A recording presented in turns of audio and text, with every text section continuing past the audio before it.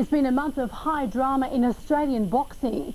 Danny Green's controversial disqualification on Sunday morning for an allegedly intentional headbutt on Marcus Bayer came just 2 weeks after Anthony Mundine was forced to postpone his world title fight against Antwun Echols at short notice.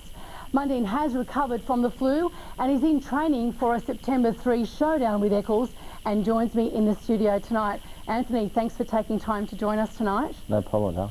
Now, I guess you saw Danny Green's fight. What did you think of his performance and also the outcome? I thought he fought very strong, especially early. It was unfortunate that he lost the way he did, but I think he knew that he had to knock him out, in order to win the fight over there. I experienced it in my fight, and it's very hard to win over there, by points, or even if it goes the distance. So. How about the controversial headbutt? Do you think it was intentional? I mean, it didn't look good. Maybe look at him fighting now. Yeah, it didn't look good at the time. He came up with the head, so the referee,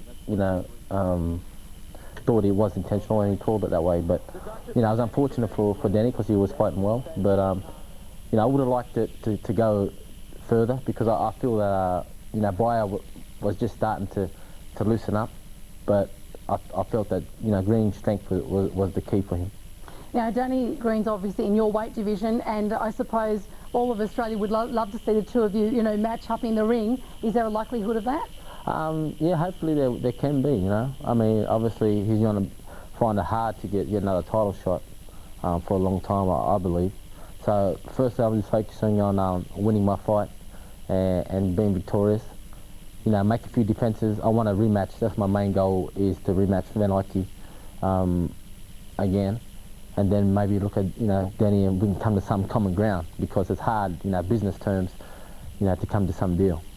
Okay, well, looking at your bid for the world title, pulling out 2 days before the fight was a big decision, a very big decision for you, and probably devastating. How difficult was it for you to make that choice? To be honest, it wasn't very difficult because I knew that I wasn't going to be 100%. I just knew that what they actually found in my blood was it's a CMV virus. It's a fatiguing related virus.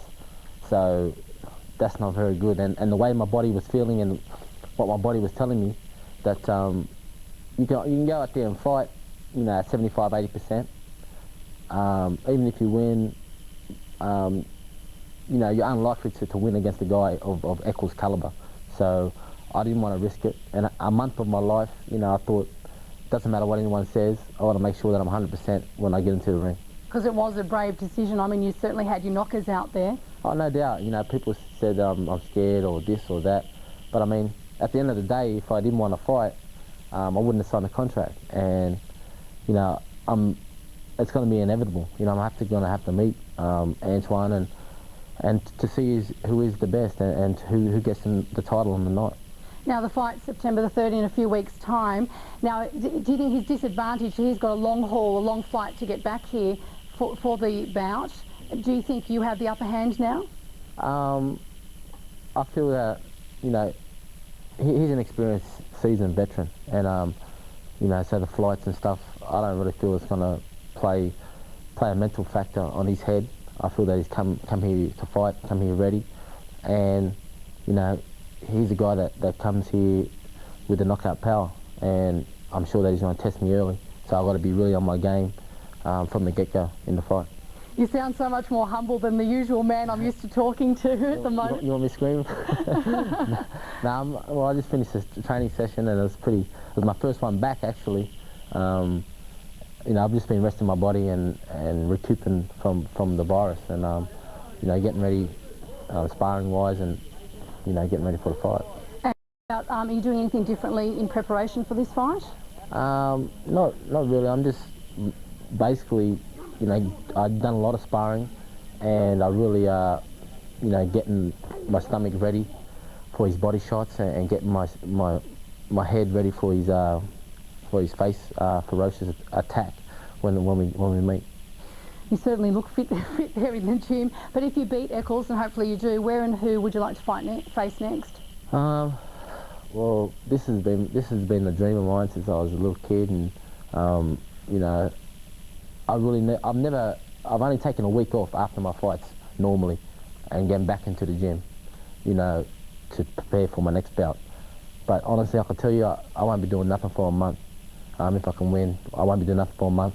Defend my title a couple of times, and then you know, hopefully fight Svenaki for the rematch. And there's so many options that I can look for, you know. Deep down, do you really think you can beat him?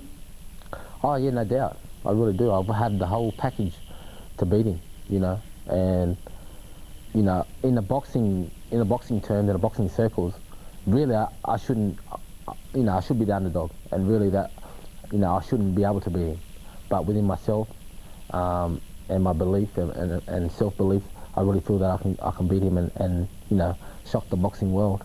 I'm sure all of Australia will be behind you, Anthony, and hopefully you can come back with the world title. Yeah, thank you very much. Thanks for your time tonight.